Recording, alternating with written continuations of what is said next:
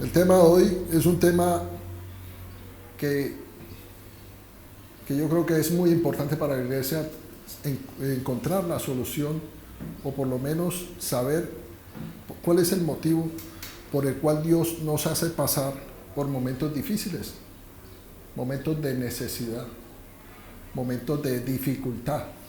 Y lo más tremendo es que cuando pasemos esos momentos, pues Dios entra en nosotros, Dios entra como en una especie de silencio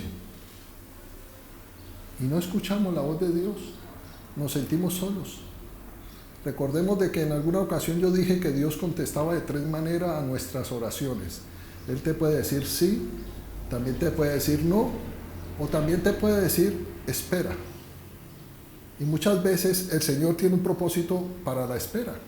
Y la espera es un tratamiento de Dios para que aprendamos a estar sujetos a Él, a depender de Él. Pero entonces esos momentos de necesidad, yo quisiera más bien que supiéramos a qué me refiero yo al decir necesidad. El diccionario dice que necesidad es una carencia o escasez de algo que se considera imprescindible. Ejemplo, si tienes una dolencia o estás enfermo, pues tienes una necesidad de salud. Si necesitas dinero, tienes una necesidad de provisión.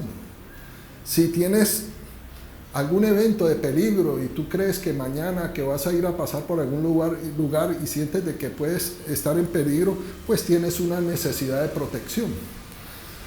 O tienes problemas en el trabajo y has escuchado que de pronto están despidiendo personas, pues tienes una necesidad de que ese trabajo se preserve y tienes esa necesidad. O no tienes trabajo, pues tienes necesidad de hallar un empleo. O tienes conflictos en tu casa con tu pareja o con tus hijos, pues tienes una necesidad de armonía, de paz en tu hogar. Dicho esto, entonces la necesidad abarca todos aquellos conflictos en los cuales nosotros creemos que son imprescindibles para nuestra vida y para nuestra paz. En muchas oportunidades entonces Dios se queda en silencio. Y el silencio de Dios es algo que a nosotros, por lo menos a los hijos de Dios, a los que estamos acostumbrados a su presencia, pues nos mueve el piso, como se dice. Y sentimos ese silencio mientras pasamos por momentos difíciles. Y nos lleva a un estado de soledad.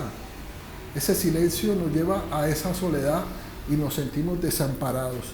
Nos sentimos que Dios nos ha abandonado. Pero esto permite que empecemos, más bien esto permite que esa desesperación ya se vuelva incontrolable. Sentimos la angustia, sentimos que nuestras oraciones ya tienen un ingrediente que es el clamor, porque entramos en esa desesperación y para nosotros esa situación es insoportable. El propósito de que Dios nos haga pasar por estas circunstancias nos lleva entonces a ese extremo de clamar. ¿Pero qué es clamar? Clamar es gritar. Clamar es una voz de dolor. Clamar es un espacio de tiempo de agonía. ¿Sí? Nos sentimos que tenemos angustia. Sentimos que Dios no nos está dando la salida o no nos está respondiendo nuestras oraciones. Pero esto lo que hace es tener un efecto en nosotros que para Dios es lo importante, que es provocar en nosotros esa convicción de que nosotros necesitamos de la ayuda de Dios. Necesitamos entender que nuestra capacidad humana, ¿sí?, nuestras capacidades naturales no sirven para ciertas circunstancias. No todo necesitamos al Señor, en muchas cosas naturales las podemos hacer nosotros, ¿sí? Pero hay cosas que sobrepasan nuestra capacidad y nuestro entendimiento a solucionar, y ahí es donde nosotros necesitamos pedirle ayuda a Dios. Necesitamos de ese poderoso que nos dé la solución sobrenatural, porque Dios es sobrenatural. Nosotros en este plano, en esta vida que es natural, pues no podemos ver a Dios o percibir a Dios naturalmente. Pues Él mandó a su Hijo Jesucristo, ¿para qué? Para que pudiéramos verlo en lo natural. Pero Dios es sobrenatural. Cuando llegamos a los pies de Cristo nos pasaba y nos sigue pasando a muchos, pero por lo general cuando se empieza a caminar en el Evangelio, algunas personas creen que ese camino es un camino de rosas y no nada más lejano que la realidad. El camino se pone difícil, pero también depende de ti. ¿Por qué? Porque por lo general Dios nos hace pasar por esas dificultades, pero que nos ayudan a reconocer nuestra debilidad, como decíamos, y nuestra fragilidad. Y allí es donde el Señor empieza a derribar aquello en lo cual, o en aquello en que nos apoyábamos. Dios empieza a quitar de ti todos esos apoyos naturales que usabas tú, llámese amigos, familia, otras personas, o tu propio conocimiento y tu propia sabiduría, o tu propia prudencia. Y llegamos a ver que ya no nos queda nada y ya no nos queda más que aferrarnos a Dios. Y ese es el propósito. Como cuando tú le decías a tus hijos, no toques esto, porque te puede pasar aquello. Estate quieto, no corras por allí, porque te puedes caer. Y los chicos en su necesidad no hacían caso, y se caían, se golpeaban, se lastimaban. Y ellos empezaron a entender de que lo que le decía papá, o nuestro Padre, era cierto. Y Dios permite así tratarnos. Esos caminos que tú coges, o esos caminos que tú tomas equivocados, en muchas ocasiones, si no tienes en cuenta a Dios, pues Dios permite que tomes ese camino. ¿Para qué? Para que te enfrentes a las circunstancias que tú vas a encontrar por haber tomado un camino que no es. Y Dios lo aprovecha para darte esa lección en carne propia. Sucede entonces que ese silencio produce en nosotros un estado de abandono, pero Dios tiene un propósito en hacernos pasar en la espera. Decíamos que es una herramienta que el Señor utiliza para mantenernos sujetos a Él, nos mantiene dependiendo de Dios. Cuando el Señor nos hace pasar por esos tiempos de espera y nosotros necesitamos una solución ya, porque nosotros, el ser humano, quiere las cosas ya, como los bebés. Quieren ese regalo o ese juguete ya. Y Dios dice, espera, te tengo un juguete mejor, te tengo otro regalo mejor. Pero en nuestra desesperación queremos las cosas ya. Y Dios se hace esperar, se hace desear. Y esto me recuerda a la historia de Lázaro. Recuerdan de que las hermanas de Lázaro, Marta y María, mandaron un mensajero a Jesucristo, al Señor, que estaba mucho más lejos de Betania, estaba en otras poblaciones, y llegó el mensajero y le dijo a Jesucristo, le dijo, maestro, al que tú amas está muy enfermo. Le estaba diciendo que estaba grave, que necesitaba que se fuera con él urgente, en otras palabras. Pero este hombre se tuvo que ir solo porque Jesucristo le dijo, esta enfermedad no es para muerte, es para gloria de Dios, para glorificar a su Hijo Jesucristo. Y se fue incluso más lejos, otros 2 días más de camino. Y Jesucristo, ya conocéis la historia de que Jesucristo llegó a visitar a las hermanas de Lázaro, porque Lázaro había muerto y llevaba 4 días. Cuando llegó el mensajero, en teoría Lázaro estaría vivo, pero Dios se hizo esperar. Dios esperó 4 días más después de muerto, cuando ya humanamente y por razones lógicas y naturales ya no había solución alguna. Ya la solución no era natural, sino sobrenatural. Y ya conocen ustedes la historia que la resucitación de Lázaro fue un evento uno de los más tremendos en esa época y en ese momento del servicio de Jesucristo, del ministerio de Jesucristo. Tanto es así que incluso los fariseos planeaban matar a Lázaro porque no querían que ese milagro siguiera vivo, ese milagro, porque era un testimonio irrefutable. Entonces, como decía el pastor ahora en la mañana, definitivamente nosotros tenemos que creer que Dios nos ama y Dios está interesado en lo mejor para nosotros. Sus pensamientos acerca de nosotros, dice la palabra, son de bien. Él quiere lo mejor para nosotros.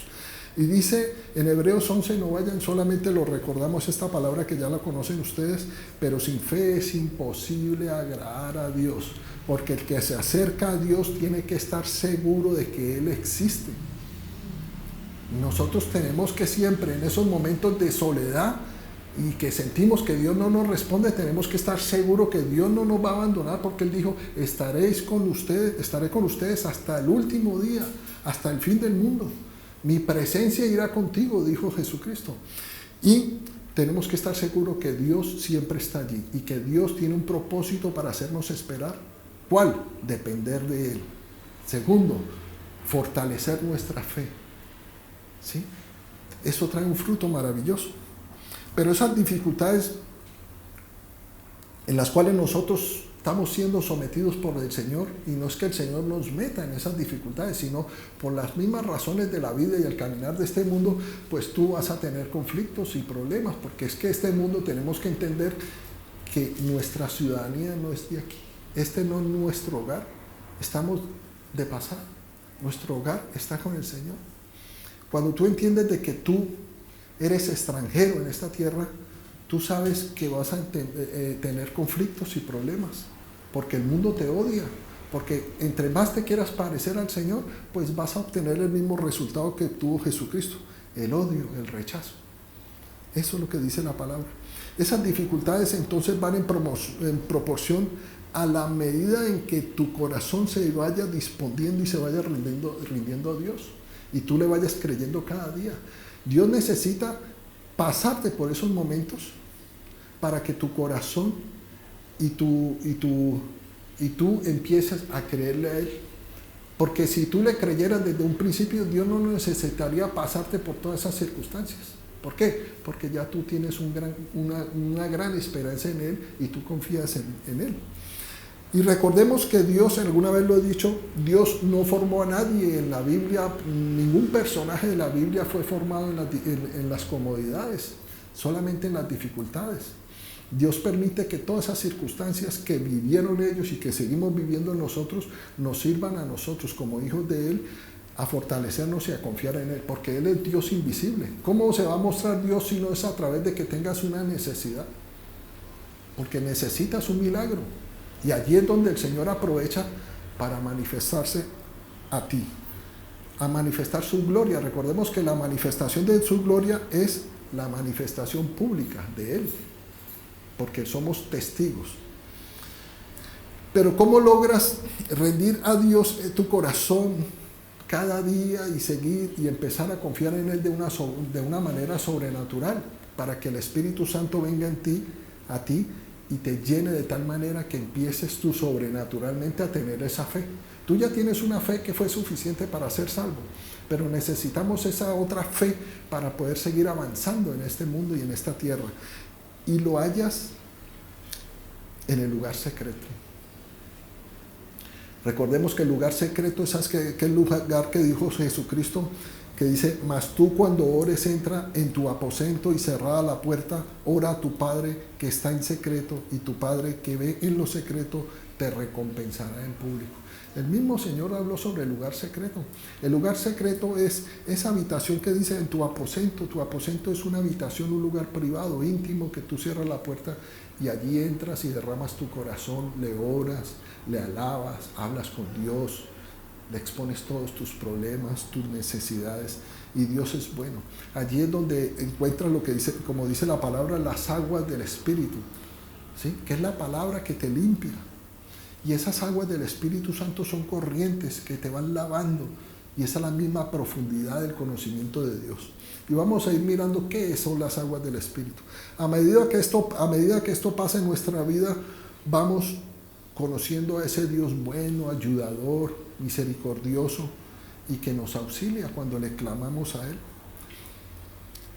Y vamos a ver, ya que hoy hemos hablado tanto de salmos, precisamente vamos a ver un salmo que tiene una profundidad maravillosa y un sentir que creo yo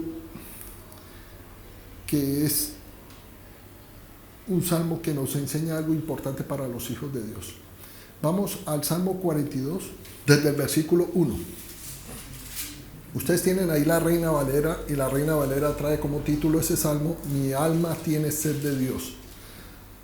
Dice, al músico principal. Y también debajo, según parece, ahí en la Reina Valera dice, masquil de los hijos de Coré.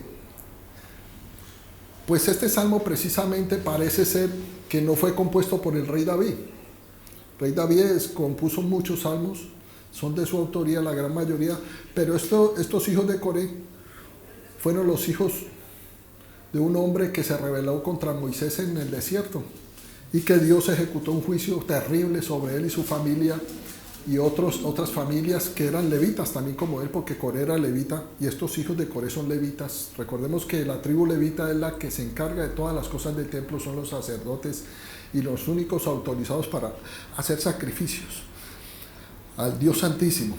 Y estos hijos de Coré quedaron vivos porque hubieron 3 hijos de Coré que no estuvieron de acuerdo con que su padre se rebelara contra Moisés y se apartaron de su padre porque prefirieron obedecer a Dios antes que a los hombres. Y la tierra se abrió y se tragó a papá, a toda la familia, a todas estas familias, incluso a 250 príncipes de Israel o autoridades de Israel que se fueron con este hombre, que se habían levantado en rebeldía contra Moisés, el siervo del Señor. Y dice la palabra que ellos bajaron vivos al Seol, se los tragó la tierra y murieron todos. Y quedaron vivos estos 3 hijos de Coré, y de ahí viene una descendencia de sacerdotes que adoran a Dios y que eran inquebrantables delante de Dios y para ellos era el Señor. Y parece ser que ellos, o uno de estos hijos de Coré, compuso el salmo porque lo dice aquí. Masquil quiere decir que este salmo tiene el enfoque no es solamente la alabanza, sino más que todo es un propósito educativo, instructivo, traer una enseñanza. Sabemos que toda la palabra es para enseñarnos, pero este salmo, el propósito principal es enseñarnos algo glorioso. Verso 1. Como el ciervo brama por las corrientes de las aguas, así clama por ti, oh Dios, el alma mía. Verso 2. Mi alma tiene sed de Dios, del Dios vivo. ¿Cuándo vendré y me presentaré delante de Dios? Hacemos una pausa ahí. ¿Qué es el ciervo? ¿Quién es el ciervo? Ese animal, en la época de verano, en esta época precisamente de verano, es la época de celo de los ciervos o de los venados. Y están en época de celo o de apareamiento y el ciervo, aquí vemos que está en peligro de morir de sed. Está buscando las aguas, las corrientes de las aguas. Y el primer peligro que siente este ciervo es la deshidratación, porque los ciervos es un animal que necesita beber mucha agua, mayor en verano y mayormente en época de apareamiento. Y este brama de una manera que incluso ha llamado la atención a estos turistas ecológicos y es muy... hacen grupos de turismo para ir a escuchar a estos ciervos como braman de una manera desgarradora porque ellos sienten que están en peligro de morir. El salmista aquí dice y se compara como lo que le está pasando a este ciervo. Este ciervo está gritando, está bramando, está en agonía, está dando unos bramidos que lo que indican es que está sufriendo y está desesperado porque siente el peligro de que va a morir. Y el salmista se compara a este animal y dice que él grita también en angustia por volver a oír la voz de Dios, por volver a sentir esas aguas que probablemente a este salmista, siendo incluso sacerdote y levita, él disfrutaba allá en el templo. Y vamos a ver por qué el salmista estaba pasando por eso. El autor de este salmo, evidentemente, porque lo dice aquí, ¿cuándo vendré y me presentaré delante de Dios? Este salmista, este levita, era un levita que estaba exiliado, estaba cautivo, lo habían arrancado de su tierra que era Jerusalén, y recuerden que en Jerusalén estaba el templo de Jehová y para los judíos allí en el templo habitaba la presencia de Dios, que era en el lugar santísimo donde estaba el arca. Y para este sacerdote esa era la vida de él, la alabanza, porque era el músico principal, dice. Era un hombre que se dedicaba a la alabanza de Dios, a Dios. Y dice que sufría porque había sido arrancado de su tierra de Jerusalén y había sido llevado cautivo a otras tierras lejanas. y no sabía cuándo iba a volver a regresar para adorar y sentir la presencia de su Dios. Él se sentía abandonado, se sentía lejos de la presencia de Dios. Recordemos que la palabra de Dios dice que Dios ya no habitará en templos hechos por manos de hombres. Dios ya no habita en ese templo que existía antes porque fue destruido, sino que Él habita en los cuerpos de los hijos de Dios. Nosotros somos templos del Espíritu Santo y el Espíritu Santo vino a la tierra para eso, para habitar en nosotros como iglesia. La necesidad más profunda del ser humano entonces es estar en comunión con Dios. Para eso fue creado el ser humano. Nosotros fuimos creados para adorar a Dios, dice la palabra de Dios, y nosotros tenemos en lo más profundo de nuestro ser, en nuestro ADN espiritual, buscar a Dios. Incluso aquellos incrédulos allá afuera también están buscando a Dios a su manera, porque no conocen a Dios todavía o sencillamente no lo quieren creer, o no son llamados, no son escogidos. Todo otro bien que el ser humano quiera encontrar y suplir esa necesidad de buscar a Dios, pues es un bien vano, profano, vacío. Esa misma sed que siente aquí el salmista por buscar las corrientes de las aguas, debería ser la misma sed que nosotros deberíamos sentir cuando venimos a la iglesia. Debería ser también la misma sed cuando entramos a ese lugar secreto todos los días. Esa angustia que siente aquí el salmista es por un poco periodo de tiempo, en teoría, porque allá afuera toda la vida esas personas que no creen en Dios tendrán también esa angustia, porque como decía, en lo más interior de su corazón el ser humano busca a Dios, a un ser superior, y el ser humano tiende a buscar a un Dios, a ese Dios que no conocen ellos, y lo que encuentran son otras aguas contaminadas de enfermedad, de muerte, ¿sí? Son depósitos llenados con cosas que nunca sacian. Sigamos al verso 3. Fueron mis lágrimas mi pan de día y de noche, mientras me dicen todos los días, ¿dónde está tu Dios? Ese hombre no hacía sino llorar todo el día y todos los días. Estaba en una depresión espiritual profunda. Tremendo, ¿no? El amor, él estaba acostumbrado a vivir en el templo de Jehová, a adorar a Dios, a sentir su presencia. Y verso 4, me acuerdo de estas cosas y derramo mi alma dentro de mí, de cómo yo fui con la multitud y la conduje hasta la casa de Dios, entre voces de alegría y de alabanza del pueblo en fiesta. Este hombre fue un líder de adoración y dirigió grupos de peregrinos a Jerusalén. Y él se gozaba con ellos porque los llevaba a esas celebraciones de algunas fiestas judías, como la de los tabernáculos y otras fiestas que habían allí. Este hombre se dedicaba a eso, a llevar gente a la casa de Dios, a la iglesia, en otras palabras, si lo trasladamos a hoy. Verso 5, ¿por qué te abates, oh alma mía? Ahí ya el espíritu de él le está diciendo a su alma, ¿por qué te abates, oh alma mía, y te turbas dentro de mí? Espera en Dios, porque aún he de alabarle, salvación mía y Dios mío. Tremendo, ¿no? Y él eleva una oración ahí cortica en el verso 6 directamente a Dios diciendo, Dios mío, mi alma está abatida en mí, me acordaré por tanto de ti desde la tierra del Jordán y de los hermonitas, desde el monte de Mizar.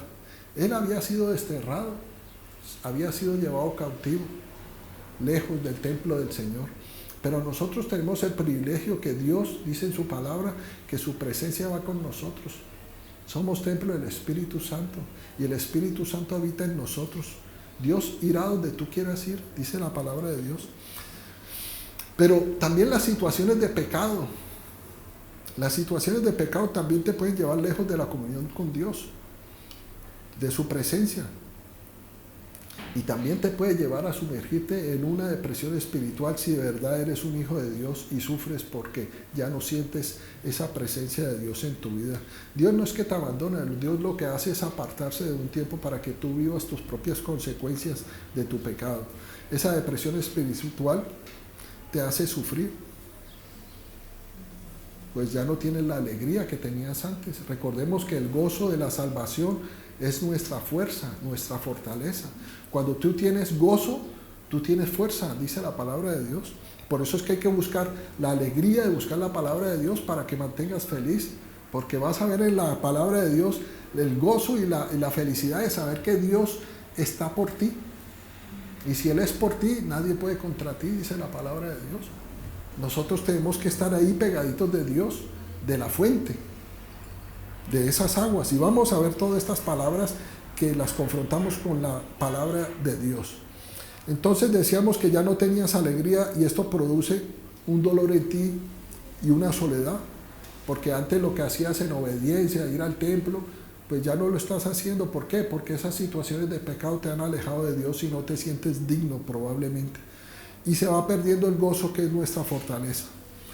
Tener una depresión espiritual no significa estar muerto, mucho menos que has negado la fe, la podemos tener cualquiera.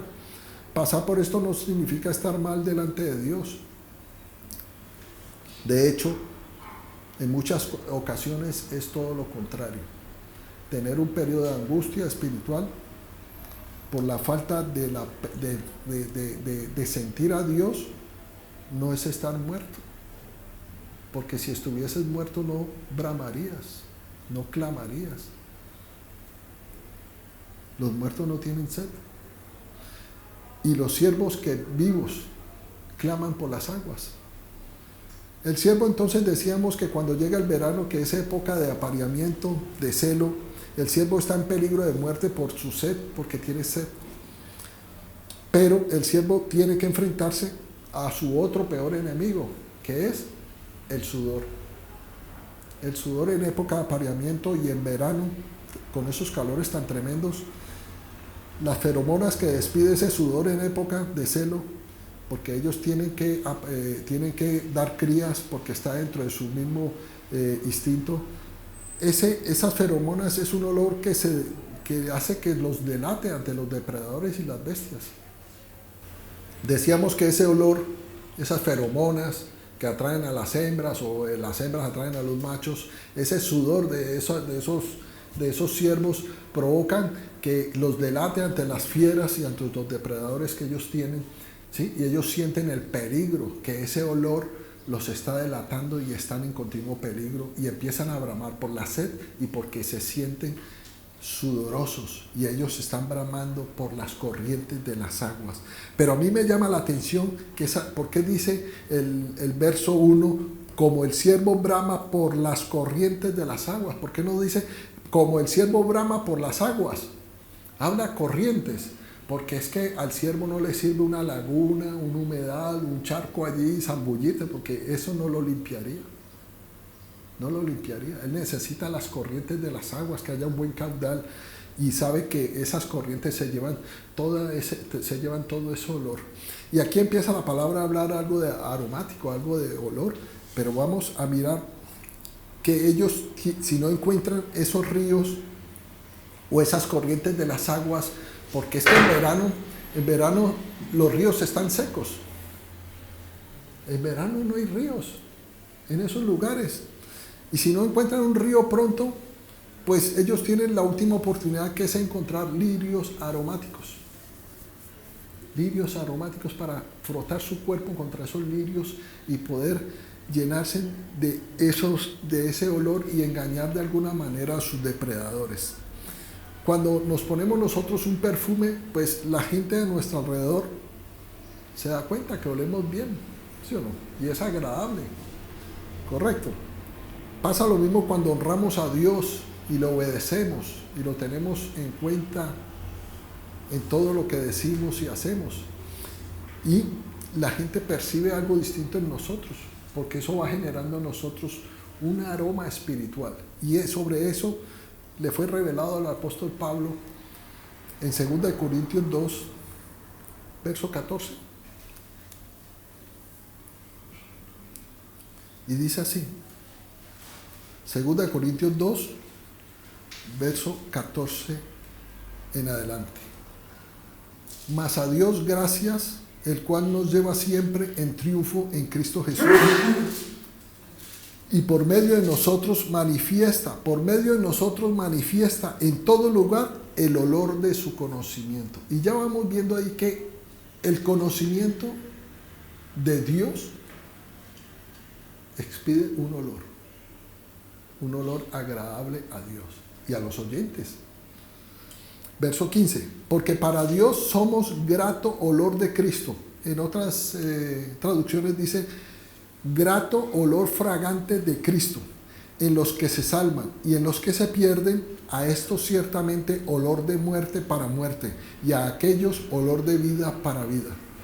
Nosotros, cuando entendemos que para Dios, o que para nosotros mejor, lo más importante de nuestra vida es amar a Dios, seguirlo a Él y obtener el conocimiento de su palabra, eso para Dios es grato olor.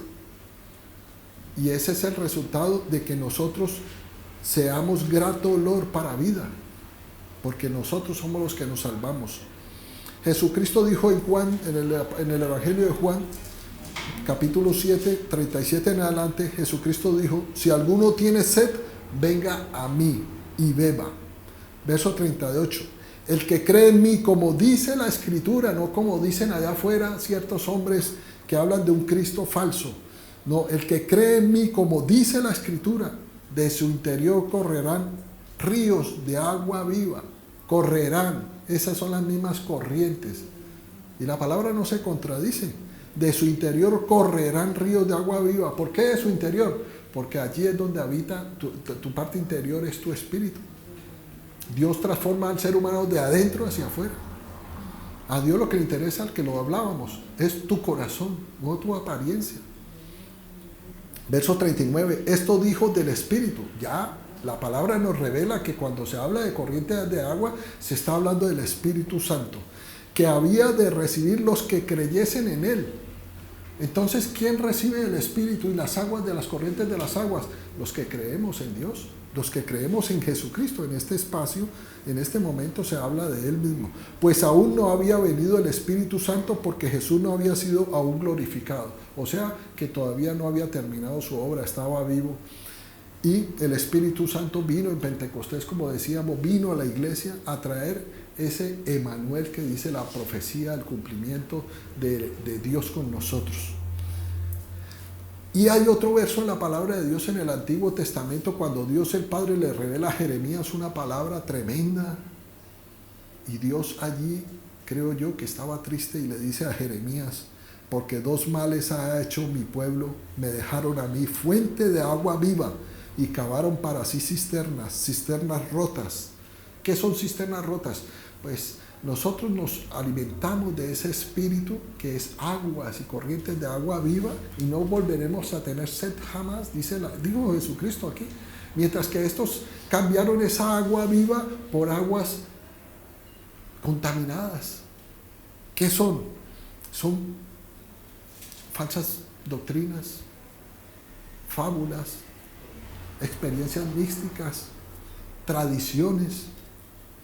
Y eso no sacia nunca, son como cisternas rotas, son aguas que entran al ser humano y va vaciando y ellos no tienen llenadero.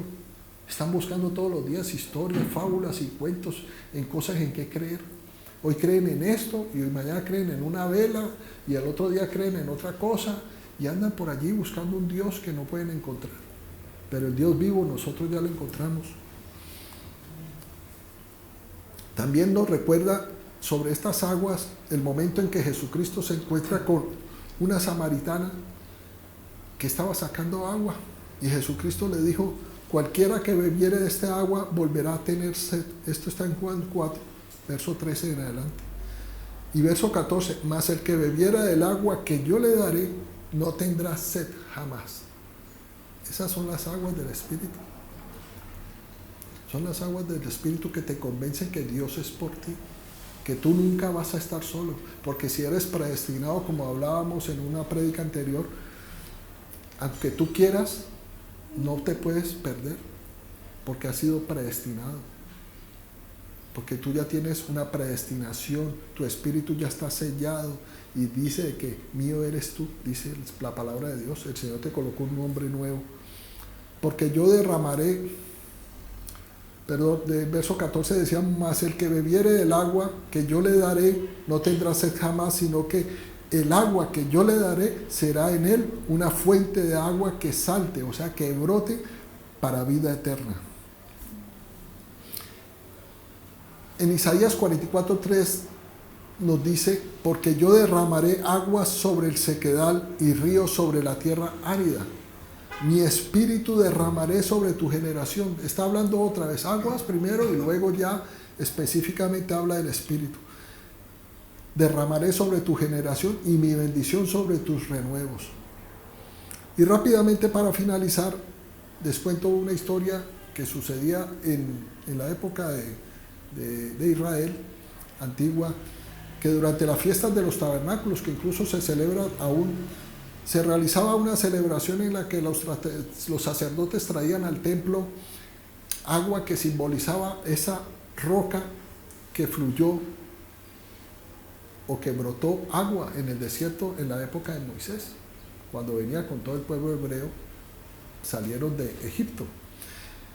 En una vasija de oro, estos sacerdotes llenaban esa vasija de oro e iban al estanque de Siloé y lo llevaban al templo y se iban en una especie como de procesión con personas cantando, alabando a Dios, y todas estas personas recitaban a Isaías 12:3 que dice, sacaréis con gozo aguas de las fuentes de la salvación, y cantaban eso. Era un pedazo de la palabra de Dios en Isaías 12:3, y la gente era feliz y cantaba en procesión hacia el templo para derramar esa agua en el altar, ¿sí? Y derramaban esa agua sobre el altar como una ofrenda a Dios, mientras la gente gritaba y cantaba de alegría. Pues el Señor Jesucristo fue el cumplimiento de toda aquella ceremonia que representaba eso que hacían los sacerdotes.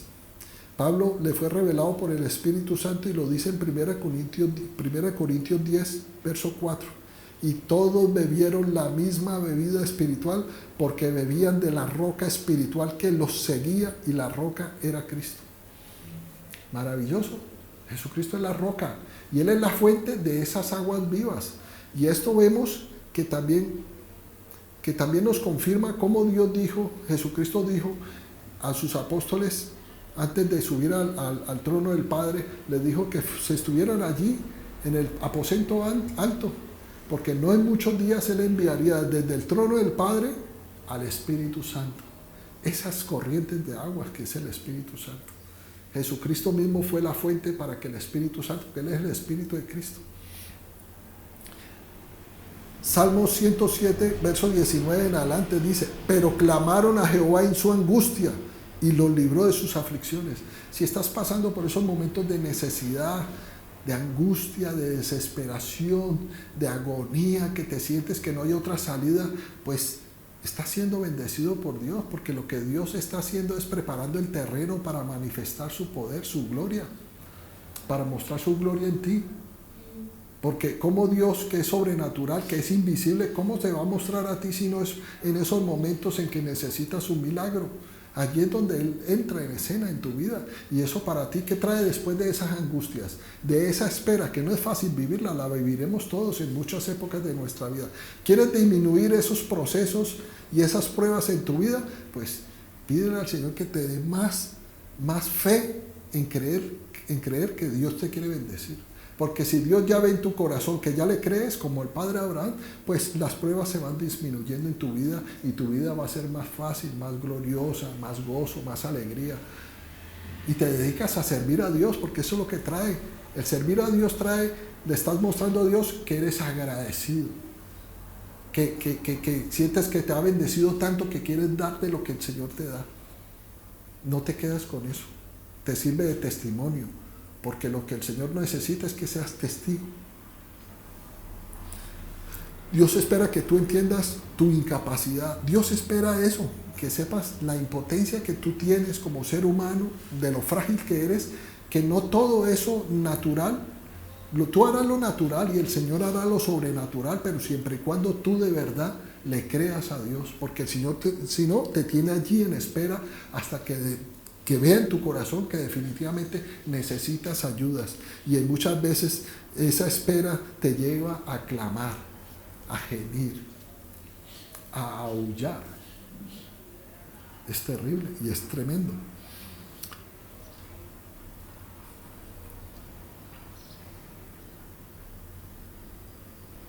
Entonces decíamos que el Señor lo que espera es, a través de esos procesos de crisis o de circunstancias o necesidad, Él lo que hace es que en eso que antes te apoyaba, pues sepas que de verdad ese conflicto que de verdad no tiene solución, ya estas personas o estas cosas o estas circunstancias en las cuales tú te apoyabas, pues que no te sirven para nada, entonces el Señor las va derribando en tu mente. Son fortalezas que el Señor las va derribando hasta que no quede más que aferrarte a Él y decir, Señor, y clamas y te rindes a Él, necesito tu ayuda, sáname. Ya los médicos no me pueden ayudar, o esto necesita una solución sobrenatural y la solución es esto. Él es el Dios de los imposibles. Y una palabra para despedir es Josué 1:9 y me gustaría que la buscaran. Josué 1:9. Y es una promesa de Dios preciosa.